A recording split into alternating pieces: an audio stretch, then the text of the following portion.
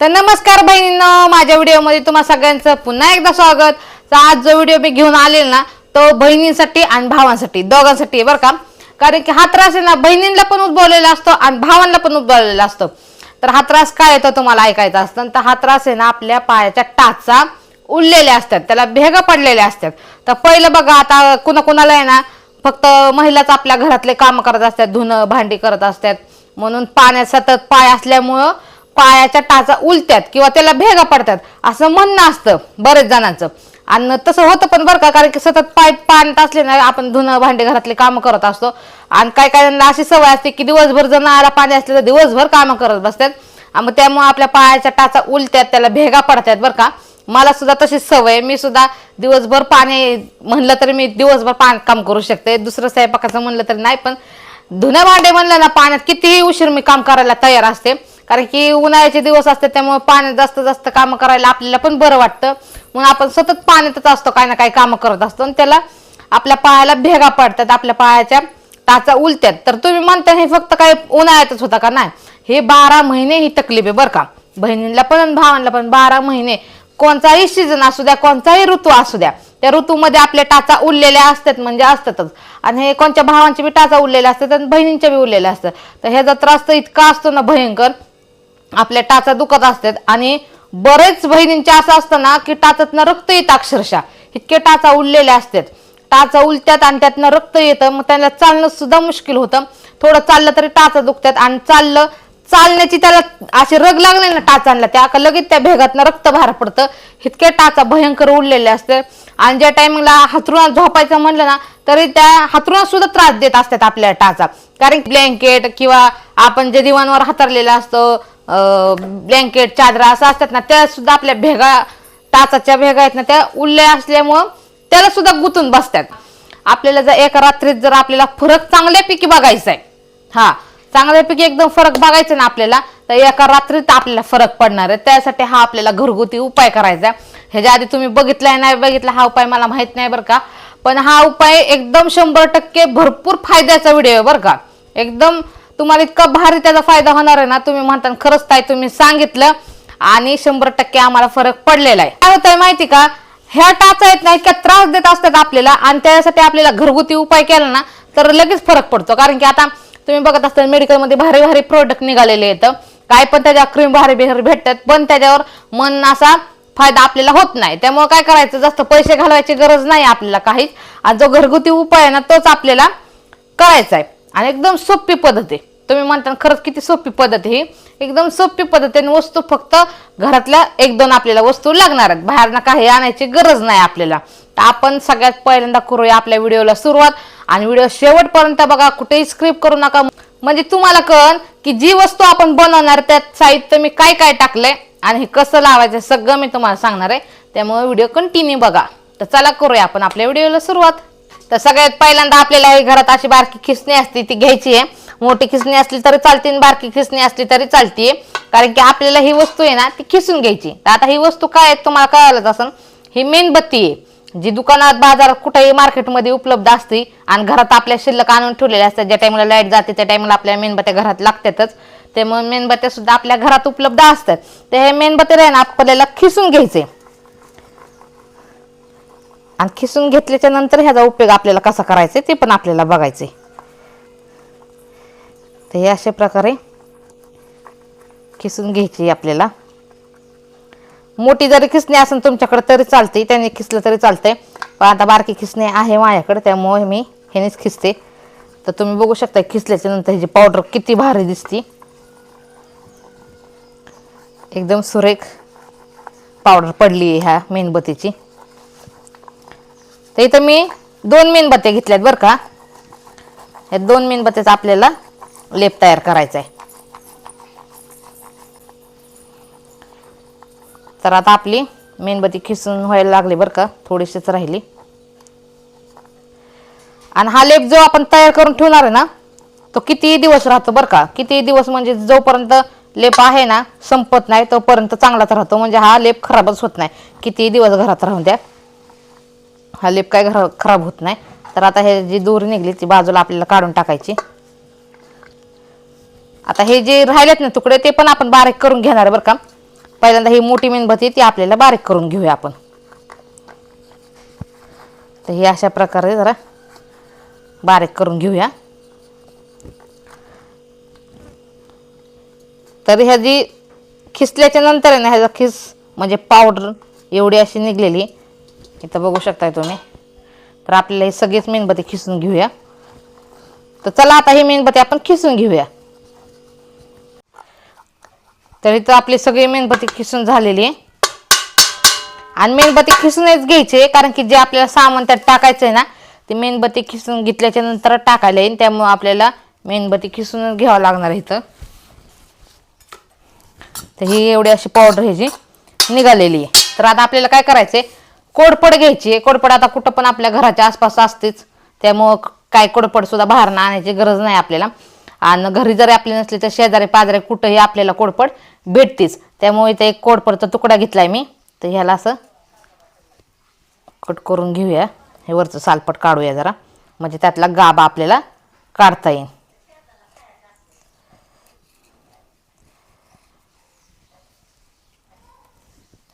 हे असे घ्यायची कोडपड आधी खिसून आणि त्याच्यानंतर जरा अशी पातळ खिसली ना म्हणजे सालपट जर पातळ ह्याचं काढून घेतलं ना तर व्यवस्थित गाभा निघतो ह्याचा. त्यामुळे जरा टाइम लागला तरी सालपट काढायला चालतो पण गाभा असा अक्का निघतो. बघा किती गाभा निघतो ह्याच्यातनं.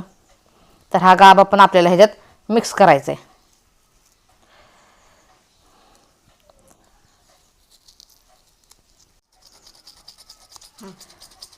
तर आता आपण सगळा गाभा टाकून घेतलेला आहे बरं का. हे मेणबत्तीचा जो खिस आहे ना त्याच्यात आपण ह्या कोडपडीचा गाभा पण टाकून घेतलेला आहे. तर आता आपण ह्याच्यात ना कोडपड जी टाकली ना ती मिक्स करून घ्यायची आपल्याला. आणि त्यानंतर आता आपल्याला ह्यात काय वस्तू टाकायच्या ती सांगते मी तुम्हाला. तर इथं तुम्ही बघू शकता मी राईचं तेल घेतलंय. तर आपल्याला इथं 2 तेलाचा उपयोग करायचा आहे बरं का. 2 प्रकारचे तेल आपण ह्याच्यात टाकणार आहे. तर सगळ्यात पहिल्यांदा आपल्याला इथं राईचं तेल टाकायचंय. तर राईचं तेल आपण आहे ना हा 1 चमचा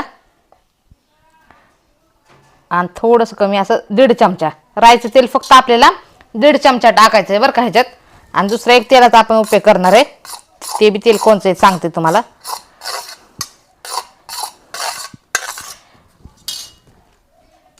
तर हे ना खोबऱ्याचं तेल आहे बरं का. जे खोबऱ्याचं तेल आपण डोक्याला लावत असतो ते खोबऱ्याचं तेल आहे. तर राईचं तेल आणि खोबऱ्याच्या तेलाचा उपयोग करायचा आपल्याला. तर हे पण आपल्याला 1-1.5 चमचा तेल टाकून घ्यायचं ह्याच्यात. तर आपण इथं 2 तेलाचा उपयोग केलेला आहे बरं का. एक खोबरं तेल आहे आणि एक राईचं तेल आहे. राईचं तेल म्हणजे कुणाला माहित असतं नसतं त्यामुळे मी डबल सांगते बरं का. राईचं तेल म्हणजे मोहरीचं तेल. आता बरेच बहिणींच्या कमेंट येतात ताई तुम्ही भरपूर बोलता भरपूर बडबड करता. तर तसं नसतं ताई. सगळ्यांना समजून सांगण्यासाठी मला डबल बोलावं लागतं. कारण की एकदाच आपण सांगितलं ना तर परत कमेंट येतात ताई तुम्ही काय म्हणलात नेमकं कळालं नाही असं तसं. त्यामुळे मी डबल सांगत असते. तर आता आपण इथं 2 तेलांचा वापर केलाय ते पण मी तुम्हाला सांगितले की एक खोबऱ्याचं तेल आहे आणि एक राईचं तेल आहे. आणि राईचं तेल आवश्यकता घ्या बरं का. म्हणजे राईच्या तेलाची जास्त आवश्यकता आहे ह्याच्यात. त्यामुळे राईचं तेल घ्या म्हणजे घ्याच. दुसरं तेल कोणचं घेऊ नका. घरात तुमच्या कोणते तेल असतील वासाचे किंवा दुसरे कोणचे पण तर ते घेऊ नका. तर आता आपल्याला आहे ना हे जी कोडपड आणि 2 तेल जे वतलेत आपण राईचं आणि खोबरं तेल वतलंय आणि कोडपड आणि हे मेणबत्तीच्या 2 मेणबत्ती आपण खिसून घेतलेली त्याची पावडर आहे ही मेणबत्तीची. तर आता तुम्ही बघा मी मिक्स करते. तर हे किती सुंदर दिसतंय. आज नाही का म्हणजे गावरान तूप माहिती आहे ना तुम्हाला. गावरान तूप त्या गावरान तुपावाने दिसायला लागले का नाही. इतकं सुरेख हे दिसतंय बरं का. किती सुंदर वाटतंय. असं मला वाटतं की हे गावरान तुपच आहे आपलं. इतकं छान दिसायला लागलं. तुम्हाला दिसत असन मोबाईल मध्ये पण की किती मस्त तूप असल्याने वाटतंय. तर हे आपल्याला एकदम व्यवस्थित मिक्स करून घ्यायचंय बरं का. कारण की ह्याच्यात आपण कोडपड टाकलेली आहे म्हणजे कोडपडीचा गाभा टाकलाय त्यामुळे आपल्याला व्यवस्थित जरा मिक्स करावं लागेल. आता आपलं हे सगळं मिक्स करून झालंय. आता हे काय करायचं ते मी सांगते तुम्हाला. चला. तर आता आपण इथं कढई ठेवलेली गरम करायला आणि जे आपण हे मिश्रण आणले ना ते आपल्याला ह्या कढईत टाकून घ्यायचंय.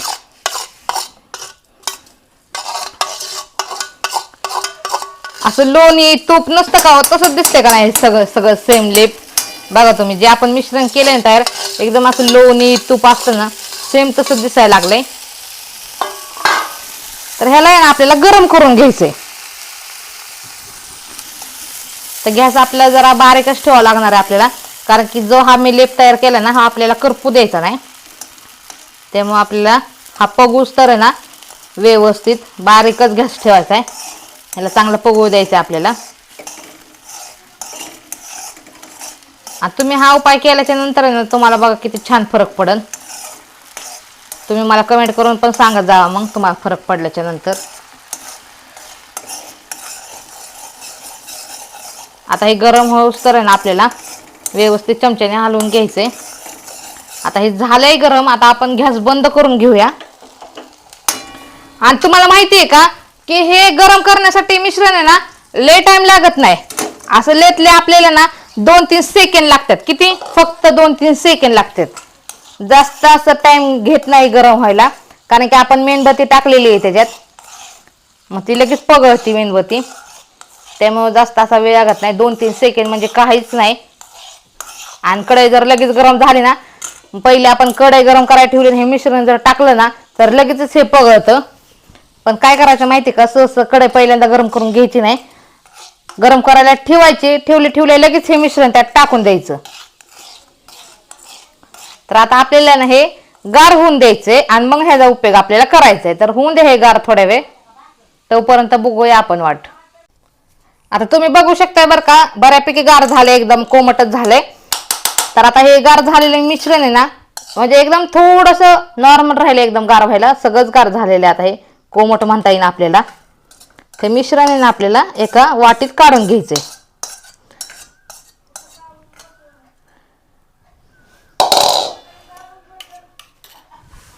आता तुम्ही बघू शकता बरं का जे आपण थंड व्हायला वाटीत मिश्रण काढून ठेवलेलं ते तास झालेलं आहे. त्याला आपण हातावर घेऊन तुम्हाला दाखवते. तर थंड झाल्याच्या नंतर मेणबत्तीचं मिश्रण होतं ते ह्या अशा प्रकारे होतंय आणि हे एकदम तेलकट झालेलं बरं का. त्यात आपण 2 तेलांचा उपयोग केलाय तुम्हाला माहिती आहे.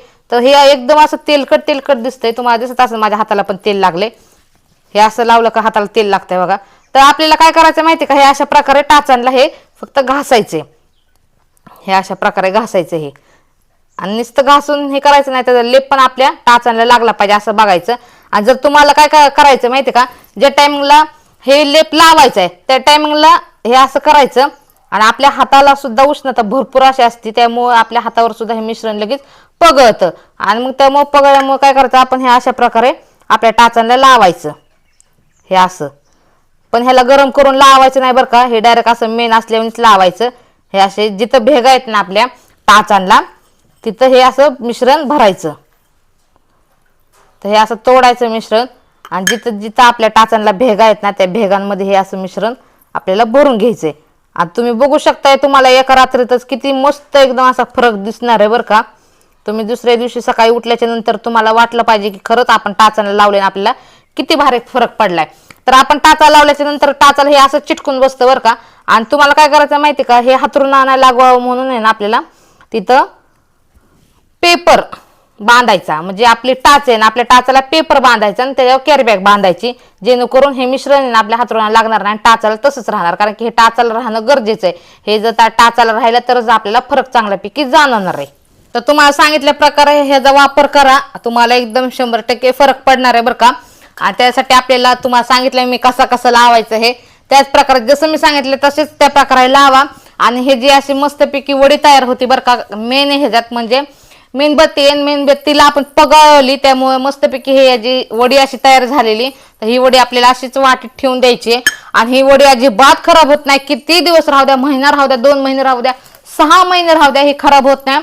जोपर्यंत संपत नाही तोपर्यंत खराब होत नाही. तुम्ही जर एवढी वडी बनवली तर ती किती दिवस राहिली तरी लगेच संपून जाती आणि राहत नाही. राहिली तरी शिल्लक तर खराब होत नाही काय नाही. आणि घरात अशी पडून असली तर तुम्हाला फरक पडला तर तुम्ही अशीच वडी दुसऱ्यांना देऊ शकताय बरं का. की आता मला फरक पडला आणि राहिली माझ्या काही वडी म्हणून तुम्ही कोणाला पण देऊ शकताय वापर करायला. ह्याचा 100% खरं म्हणजे एकदम खरं फरक पडेल तुम्हाला. तर तुम्हाला हा माझा व्हिडिओ कसा वाटला हे मला नक्की कमेंट करून सांगा. तुम्ही कोणत्या गावातनं, जिल्ह्यातनं, शहरातनं बघताय हे पण नक्की कमेंट करून सांगत जावा बरं का. असेच नवीन नवीन व्हिडिओ मी तुमच्यासाठी घेऊन येत जाईन. तोपर्यंत धन्यवाद.